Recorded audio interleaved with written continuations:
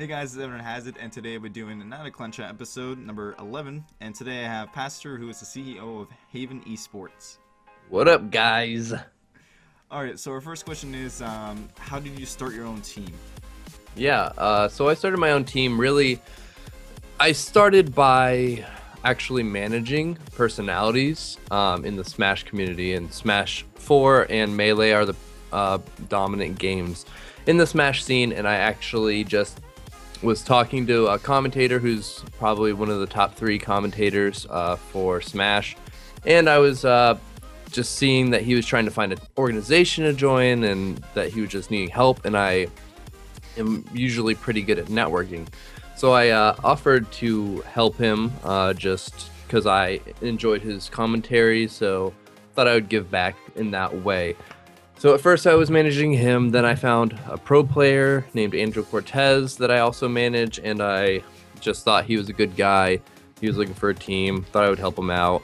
Just both these guys, they don't pay me or anything. So I just did that too, and then I picked up another guy, and I was just looking for these 3 people to find organizations for them to join. And for a lot of them, I found an organization for each one of them, but at the same time, looking through all these organizations, I just found things that I did not enjoy about most of them. Not all of them. There are some organizations that I agree with, like 90% of their stuff. There's always going to be something that somebody disagrees with. But looking through most of their stuff, I just didn't like it. I thought they could do this better, they could do that better, the way they treat their players, and some who are just like gypping their players completely. And I just had decided, I had just started running a LAN too. So I run Haven Esports runs a LAN with Smash 4 and Melee included in it. So we run that, stream that, all that fun stuff. And I decided to just turn that sort of into an organization. So at first it was actually Smash Haven was our organization, but that's the name of our weekly, and I thought it got too confusing. So I developed it into Haven Esports, and that's sort of where we are today. I just sort of saw things I didn't like, and I have always been involved in, esports in one way or another. I used to interview top players. I used to interview Call of Duty players, like Only Use Me Blade. He's a good friend. People like that. I would interview back in the day. I was big into League of Legends esports too, and it just sort of lined up with everything I was doing at the time, and I thought I could offer something that other teams weren't, just a different perspective and a different level of engagement. So I decided to try to run with it. Cool. Many people don't really know what the Smash community is, but can you just summarize it, what it is and how it is, I guess? Yeah, sure. So the Smash community originally started with Melee. There is a 64 scene, like as in Nintendo 64 was the first Smash game. That was, I don't know how long ago that one was, but the biggest tournament for that just happened actually at Genesis 3. It was 200 and something entrants, which made it the world's biggest. So not that big of a game. However, Melee is a bit bigger than that, but I mean, there's a really good documentary if you really want to learn a lot about it.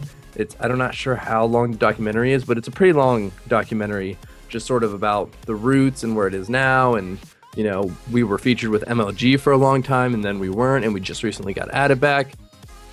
So there's a lot of that. So it sort of really developed just on its own. Nintendo did not, I should say. They are starting to support it now. But they did not support it as an esport. It was meant to be a casual game, but there were these players who just sort of took it to the next level. And it really is a community-driven, grassroots basement tournament sort of thing, where that's where it started. And it's just now really starting to catch up into the actual esports world and being featured at MLG again. It has HGC is big into it. Red Bull's into it now. ESPN, their new esports thing has a lot of Smash involved with it. So we're just now starting to get all these, eyes on us, which is great. And with that, about a little over a year ago, maybe a year and a half, Smash 4 came out. And right when it was sort of coming out, like the Melee was really, really growing.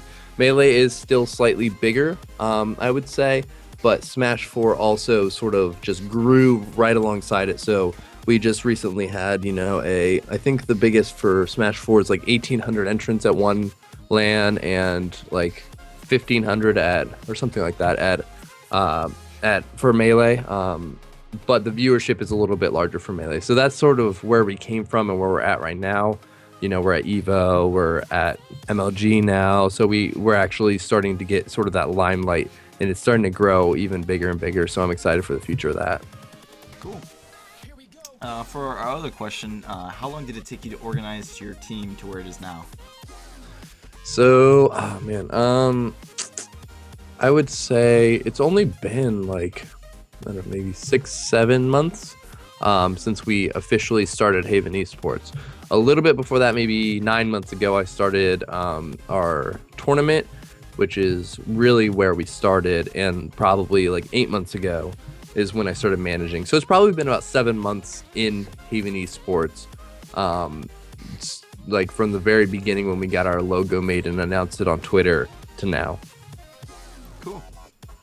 For our conclusion, do you have any advice to gamers that are trying to make their own team or already have one? If you want to start your own team, or you are, if you have one and you want to grow it,